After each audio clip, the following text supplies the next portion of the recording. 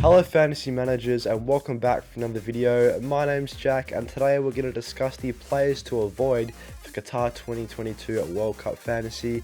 If you guys are enjoying the World Cup related content, then click the like and subscribe button to show your support for the channel. Also click the notification bell to stay up to date with all of the recent uploads, and head over to the description to check out our second channel, FPLflare. The links to that are in the description. We are going to be posting World Cup and general football related content over there, so check that out. And with that being said, let's jump into the video. So let's take a look at the first player to avoid. This one is Virgil Van Dijk. I can see why a lot of people have gone for him, and he is quite highly owned. And that is something to know with most of the players on this list. They are players that are quite highly owned already by managers, but I would recommend staying away from them for various reasons. Van Dijk is the first one here. He's coming in at £6 million, which is exactly the same price as his Netherlands teammate in Denzel Dumfries, also at £6 million. He's going to be playing in a fullback / wingback role for Netherlands, and has a much higher attacking potential than Van Dijk, and he has exceeded Van Dijk in goals and assists combined over the World Cup qualifiers as well. So if I was looking to go for a Netherlands defender, I definitely would prefer Denzel Dumfries at £6 million compared to Van Dijk at £6 million, and I wouldn't necessarily want to double up on the Netherlands defense with two £6 million defenders, as I do think it could be more worthwhile going for another team's defense to increase the range of defenses that can get clean sheets, especially since you can make automatic substitutions or manual substitutions throughout the match days. It's probably not worthwhile having two players from a similar defense, especially at such a high price, as you can always rotate one of these players out of the squad. If they don't perform too well, you can always bring another player from another team in that hasn't played in that match day, rather than being concerned with having two players that you'll have to manually substitute out if they both blank and don't get a clean sheet. Looking at Van Dijk's World Cup qualifier stats, he did play 6 matches for Netherlands throughout the European qualifiers. He produced 1 goal and 0 assists, which is obviously not a massive attacking output, and he's most likely not going to have a very high attacking output for Netherlands throughout the World Cup as well, and especially with Senegal and Ecuador as their first two opponents in Matchday 1 and Matchday 2. Not the easiest fixtures from a defensive standpoint, especially Senegal and Matchday 1, so it's probably a bit risky going for a £6 million centre-back with not much attacking potential against Senegal and Matchday 1, as I much would prefer Denzel Dumfries in that fullback position, who has a lot better attacking potential, as even though Netherlands might not get a clean sheet in this one, Denzel Dumfries can chip in with those goals and assists. Let's now have a look at the second player. It's another £6 million centre-back in Rodrigo Martinez.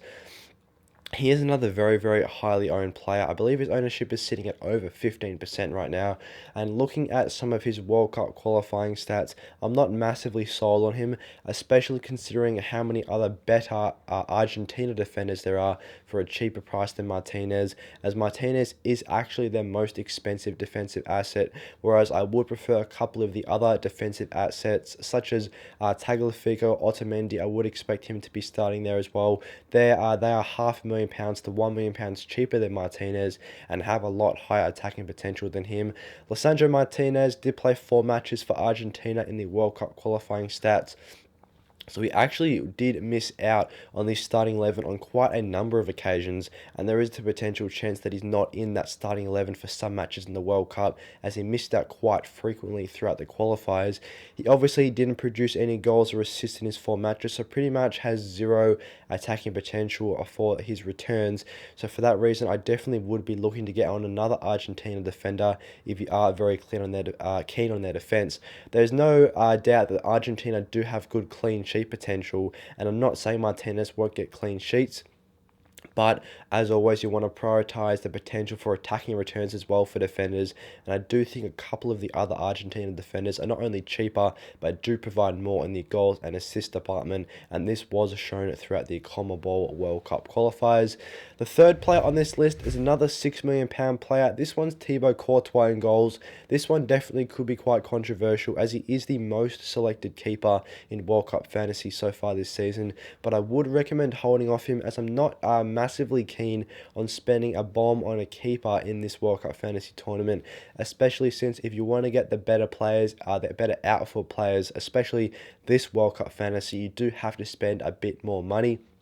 And by cutting down costs on the goalkeeper position, it's a great way to free up money to spend around the squad. And I would much prefer a couple of the other 5.5 to £5 million keepers compared to Courtois, especially looking at some of Belgium's World Cup qualifying stats.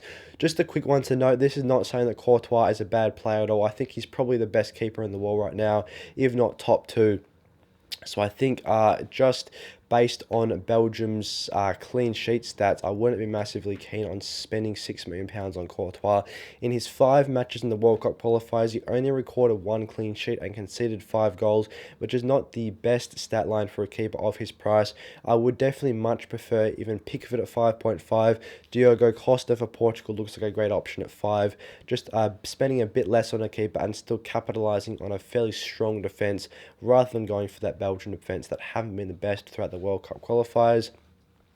Moving on to the 4th player now, this is also, I can see, being a bit of a controversial one, as I know a lot of people do like this player in Jude Bellingham. He's coming in as a £7.5 million midfielder for England in World Cup Fantasy, but looking at some of his stats for Dortmund in the Bundesliga this season and for England in the World Cup qualifiers, he doesn't produce many goals and assists at all. In fact, in 15 Bundesliga games for Dortmund, he's only produced 5 goals and assists combined. Once again, not saying he's not a very good player, because he is a great player, but he just doesn't get too many goals and assists. And looking at his stats for England in the World Cup qualifiers as well, 4 matches played, 0 goals, 0 assists. Yes, he does have a good group with Iran, USA and Wales, so he's got a good chance for England to dominate possession and England to score goals, but I just don't think Bellingham will be getting those goals and assists throughout the group stage. And at £7.5 million in the midfield, there is a couple of other better options a little bit cheaper, such as Steven Bergwijn from Netherlands at £7 million. He looks to be a nice pick. Damsgaard at even cheaper for Denmark could also be a nice option there. And as always, you can increase the amount of money you spend on that midfielder slot. Maybe go for Musiala or Leroy Sané in midfield. 2 very good options as well as sort of that mid-price midfielder slot. So I just don't think Bellingham offers enough goal and assist potential to warrant a £7.5 million price tag. And let's have a look at the 5th and final player on the players to avoid list. It's another fairly expensive midfielder and Federico Valverde. He's coming in at £8.5 million, which is getting close to that premium price bracket, especially for midfielders. Considering some of the other prices of other midfielders, there isn't too many players priced at higher than £8.5 million in the middle of the park. So Valverde definitely is one of the more expensive midfielders in the World Cup Fantasy. Just looking at his World Cup qualifying stats for Uruguay, yes, has been absolutely superb for Real Madrid and arguably one of the best midfielders in the world so far this season. Looking at his stats for Uruguay, that aren't quite as impressive, as in 14 World Cup qualifying matches, he only produced 2 goals and 0 assists. So despite getting lots of goals and assists for Real Madrid this season, he just hasn't been able to do so in that Uruguay outfit. He's not as advanced for Uruguay, so he's not going to get as many chances for goals and assists, and that is reflected in those World Cup qualifying stats with just 2 goal contributions in 14 matches. And for a player of £8.5 million, I just don't think he's worth the money. As I've touched on with Jude Bellingham, there is a couple of other very decent mid-price midfielder options which I would prefer over the likes of Bellingham and Valverde. So those would be the players that I'd be targeting instead. Looking at Valverde's fixtures, they aren't the worst, with South Korea in Matchday 1. Portugal in Matchday 2 is a bit tricky, and Ghana in Matchday 3, not too bad either. But I just don't think he's worth £8.5 million considering how little attacking contributions he's produced for Uruguay in the World Cup qualifiers with just 2 goals and 0 assists. So I do recommend money to be spent elsewhere in the squad. Maybe drop Valverde down to Steven Bergwijn if you don't have him in the team, as I do think Bergwijn's a nice pick at £7 million, and then look to upgrade another position. Thanks for watching today's players to avoid for the Qatar 2022 World Cup Fantasy. If you guys enjoyed the video, drop a like and subscribe to support the World Cup related content, and click the notification bell to stay up to date with all the recent uploads. As always, look out for our second channel, FootyFlare.